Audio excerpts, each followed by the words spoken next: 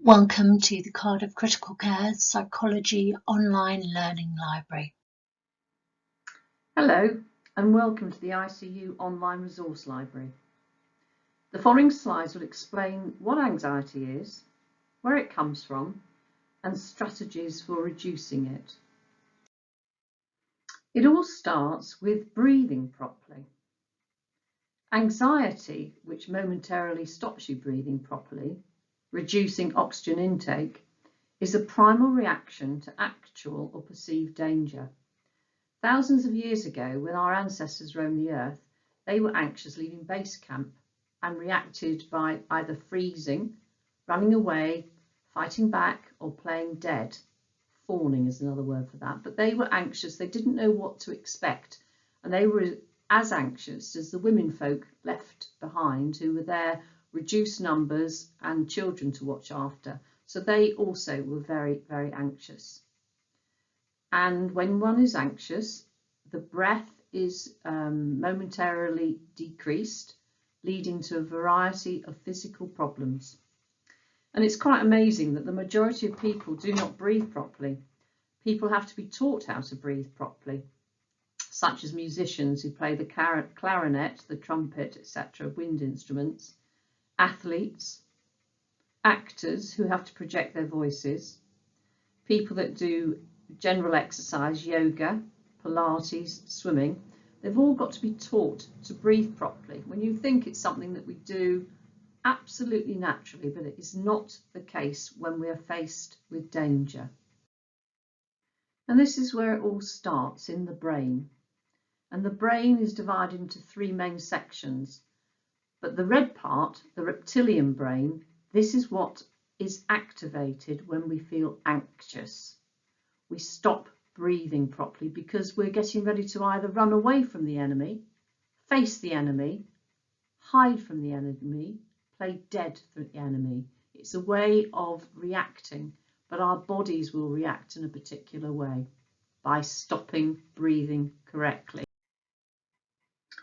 When we're anxious, the body reacts, we react, we'll either fight the enemy or run from the enemy, or of course we can freeze or act dead, to fawn. This is just a continuation, the 4 F's of fear. So we'll fight the tiger, run away from the tiger, hide from the tiger, or we'll negotiate, we'll convince the tiger not to eat us.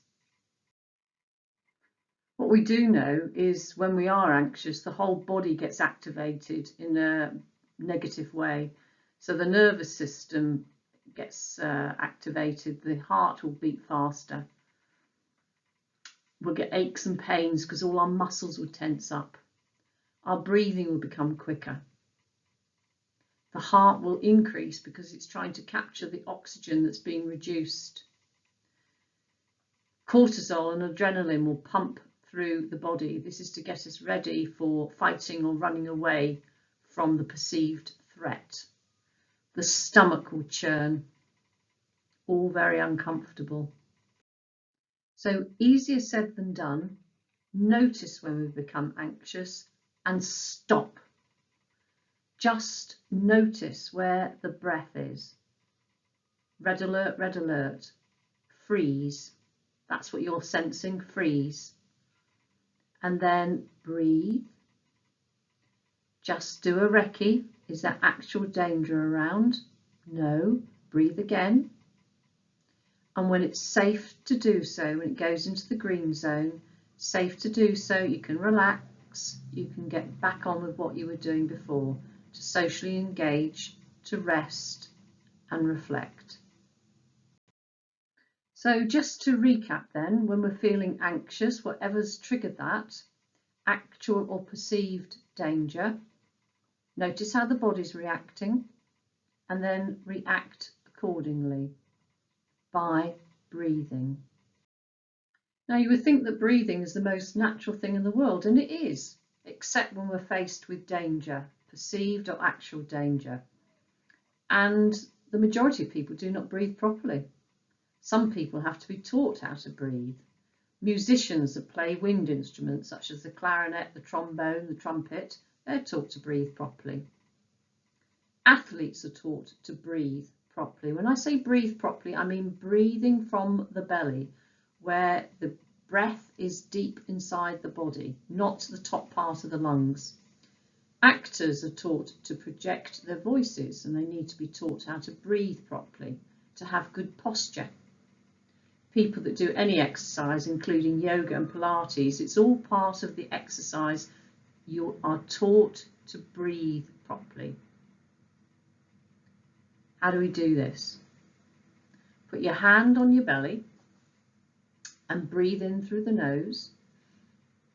Your hand should be pushed away by the stomach as the diaphragm pushes it away, and hold for 4 seconds and then blow out through the mouth for about 6 seconds, and then repeat 3 to 5 times. In through the nose, out through the mouth, and repeat.